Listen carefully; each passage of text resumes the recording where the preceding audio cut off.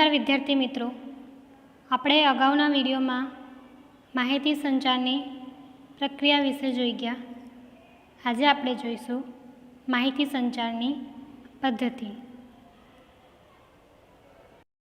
આપણે જેમ પ્રક્રિયામાં જોયા કે પ્રક્રિયા વખતે અલગ અલગ માધ્યમોનો વપરાશ અને અલગ અલગ સાધનોનો જે તમે પસંદગી કરો છો માહિતી સંચારની પ્રક્રિયા દરમિયાન, તે અલગ અલગ જોવા મળે છે. જેમ આપણે જોઈએ કે પદ્ધતિમાં વિવિધ પ્રકારની માહિતી સંચાર માટે તે અનુરૂપ પદ્ધતિઓ વપરાય છે કે માહિતી જે છે કયા પ્રકારની છે તે અનુસાર આપણે માહિતી સંચારની પદ્ધતિ જે છે પસંદ કરીએ છીએ. હવે આ જે પદ્ધતિ જે છે એ પદ્ધતિ એ માત્ર આપણે જોઈએ કે માહિતી સંચારની પ્રક્રિયા જે છે એ ફક્ત બે વ્યક્તિઓ વચ્ચે થાય છે. એટલે બે વ્યક્તિઓનો અંદર સામેલ થવું જરૂરી છે. એ માહિતી સંચારની પ્રક્રિયા થતી હોય ત્યારે પદ્ધતિ જે છે એ અલગ અલગ હોય છે માહિતી અનુસાર. જેમ આપણે જોઈએ કે વ્યક્તિ અને જૂથ વચ્ચે, વ્યક્તિ સામેવાળો એક જ હોય અને સામે ગ્રુપ હોય તો બોલનાર જે છે એ એક જ વ્યક્તિ હોય છે, જ્યારે સાંભળનાર હોય એ જૂથમાં હોય, ગ્રુપમાં હોય. જેમ આપણે જોઈએ કે વર્ગખંડમાં એટલે કે ક્લાસરૂમમાં શિક્ષક એ ફક્ત એક જ વ્યક્તિ બોલનાર હોય છે, જ્યારે સાંભળનાર અનેક વિદ્યાર્થીઓ હોય છે. તો તેના માટે પ્રક્રિયા કેવી હોય છે? લાંબી, ટૂંકી કે સંકુલ રહે અને તે અનુસાર પદ્ધતિ પણ બદલાય છે. તમે ક્લાસમાં જોયું હશે કે શિક્ષક જ્યારે ભણાવતા હોય ત્યારે અમુક વખતે ટૉપિક લાંબો ચાલે, અમુક વખતે ટૂંકો ચાલે કે અમુક વખતે મર્યાદામાં પૂર્ણ થઈ જાય છે. તેવી રીતે એનાથી ઉલટું જ્યારે માહિતી સંચાર જૂથ અને વ્યક્તિ વચ્ચે હોય, એટલે બોલનાર જ્યારે જૂથ હોય, ગ્રુપમાં હોય અને સાંભળનાર ફક્ત એક જ વ્યક્તિ હોય. જેમ કે આપણે જોઈએ કે પ્રેસ કોન્ફરન્સમાં અલગ અલગ જે ચેનલોના રિપોર્ટર હોય છે એ ઘણા બધા હોય છે, જ્યારે સામે ફક્ત સાંભળનાર એક જ વ્યક્તિ હોય છે. તો આવા સંજોગોમાં શું થશે? પ્રક્રિયા જે છે અને પદ્ધતિ જે છે એ શું થશે? બદલાશે. એ ઉપરાંત આપણે જોઈએ બે જૂથ વચ્ચે વિચાર વિનિમય થતો હોય, જેમ કે જૂથ વિમર્શ એટલે કે ગ્રુપ ડિસ્કશન. એટલે બંને પક્ષમાં તરફ શું છે? ગ્રુપ છે. તો અહીંયા શું થશે? પદ્ધતિ અને પ્રક્રિયા જે છે બંને બદલાશે. જ્યારે બોલનાર અને સાંભળનાર વ્યક્તિ, બોલનાર હોય કે સાંભળનાર હોય, વ્યક્તિ અથવા જૂથ એક જ સ્થાને એટલે કે આમને સામને પ્રત્યક્ષ હાજર હોય, બોલનાર અને સાંભળનાર બંને એક જ જગ્યાએ હાજર હોય, જેમ કે વર્ગખંડ, તો એવા સંજોગોમાં માહિતી સંચારની પ્રક્રિયા, સાધન, માધ્યમની પસંદગી અને નિયુક્તિ એક જ પ્રકારની રહે છે. જેમ વર્ગખંડમાં શિક્ષક અને વિદ્યાર્થી હોય છે એ સામસામે હોય છે, બરાબર? તો એમાં જે પ્રક્રિયા જે છે એ સાધન અને માધ્યમ જે છે એ એક જ પ્રકારના રહે છે. જ્યારે બોલનાર અને સાંભળનાર સામસામે ન હોય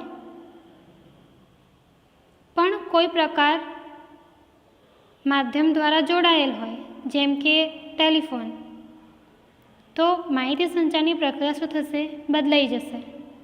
એટલે ફેસ ટુ ફેસ જ્યારે વાત કરીએ આપણે અને જ્યારે ઇનડાયરેક્ટલી વાત કરીએ જેમ કે મોબાઈલ ફોન, તો તેમાં પ્રક્રિયા જે છે એ બદલાઈ જશે.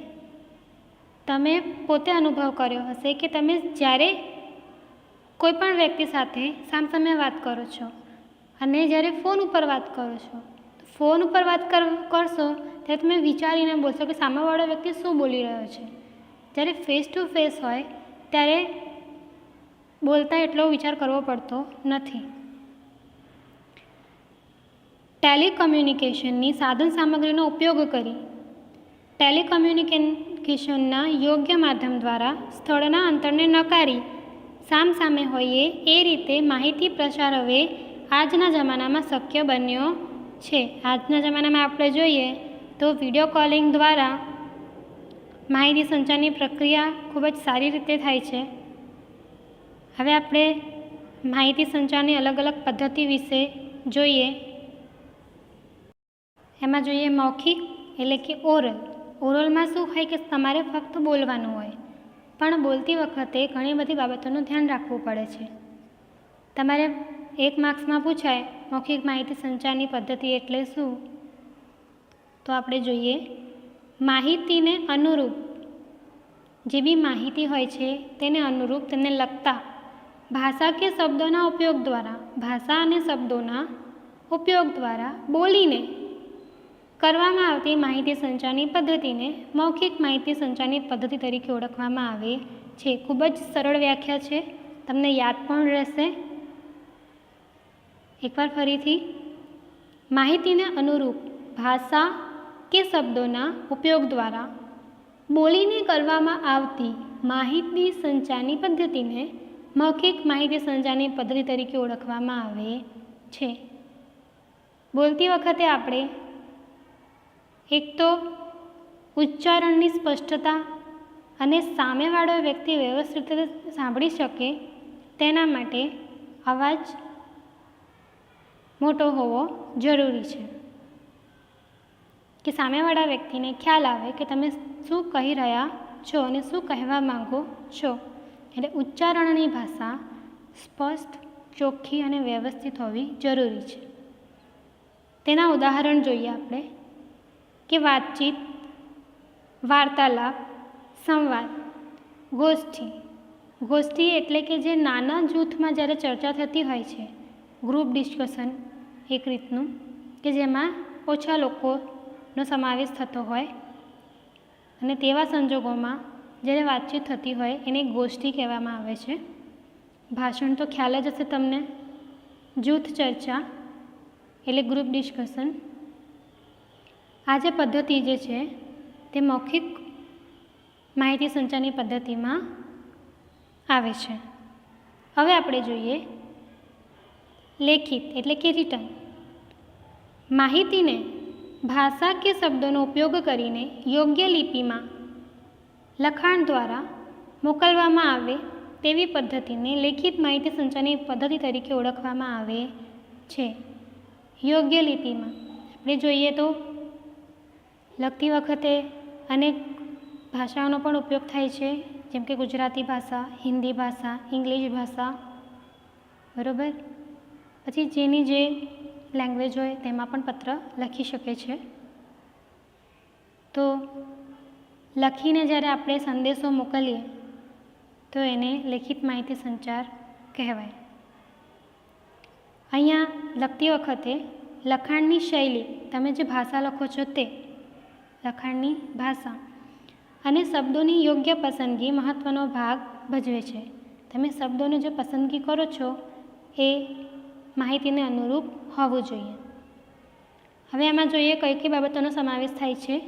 સાહિત્ય, પુસ્તકો, પત્રલેખન, હસ્તપ્રત, ઈમેલ, વર્તમાનપત્રો, સામાયિકો, જાહેર ખબરો એટલે કે હોર્ડિંગ, ચોપાનિયા, ફરફરિયા, આ બધા જે છે એ લેખિત માહિતી સંચારના ઉદાહરણો છે. હવે આપણે જોઈએ દ્રશ્ય એટલે કે વિઝ્યુઅલ, કે જેમાં તમે ફક્ત જોઈને તમે તેની ઓળખાણ કરી શકો. જેમ કે શબ્દો વગર ચિહ્નો, પ્રતીકો, ચિત્રો, આલેખ, નકશા, રંગ વગેરે દ્વારા બોલ્યા સાંભળ્યા વગર જોઈ સમજીને થતી માહિતી સંચારની પદ્ધતિને દ્રશ્ય પદ્ધતિ કહેવામાં આવે છે. તમે આમાં ચિહ્નોનું ઓળખાણ કરી શકશો, પ્રતીકોને જોઈને તમે ખ્યાલ આવી શકશે, ચિત્રો જોઈને તમને ખ્યાલ આવશે કે કયા ચિત્ર છે, આલેખ, નકશા અને રંગ. તો આ બધા જે છે એ દ્રશ્ય પદ્ધતિ તરીકે ઓળખવામાં આવે છે.